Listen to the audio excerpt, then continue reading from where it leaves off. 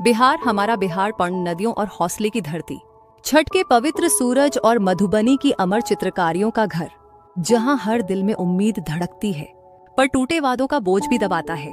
आखिर कब तक बिहार? हम चुप रहेंगे? कब तक इंतजार करेंगे? आज हम बोलते हैं, न सिर्फ बिहार के लिए बल्कि हर उस बिहारी के लिए जो कल की गर्दिश से परे सुहाने सपने देखता है। देखो बेलोखरा को, जहां परिवार जिंदगी के लिए जूझते हैं।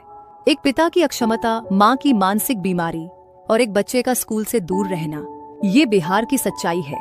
तिलवाह नदी पर पुल का वादा, अस्पताल का सपना, नौकरियां जो युवाओं को तमिलनाडु की फैक्ट्रियों तक खींच ले जाती हैं।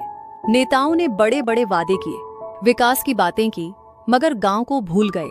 क्यों बिहार? हमने इन्हें बार बार माफ किया।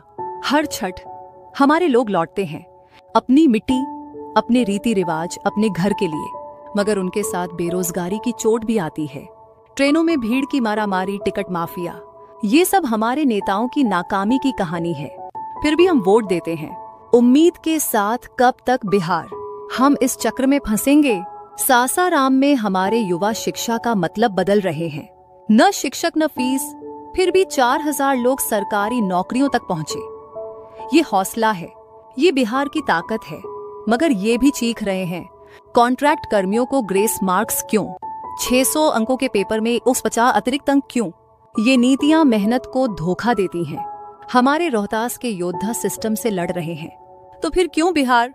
हम ऐसे नेताओं को चुनते हैं। जीतवारपुर में हमारी मधुबनी कला, हमारा गर्व, यूनेस्को का खजाना लुप्त हो रही है।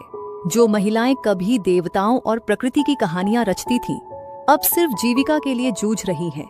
फैक्ट्रियों में काम तो मिला नहीं, बस मिला नेताओं के खोखले वादे। ये हमारी पहचान है, मगर इसे बचाने वाला कौन है? आखिर क्यों हम अपनी विरासत को मरने दे रहे हैं? गया के बिरहो टोला में बच्चे पढ़ना चाहते हैं, मगर स्कूल सिर्फ 5वीं तक। शिक्षक नदारद, राशन में चोरी, पेंशन में कमीशन। नेताओं के लिए गरीबी सिर्फ वोट बैंक का खेल है। औरतें चुप हैं, जातिवाद का दंश है, फिर भी हिम्मत टूटी नहीं।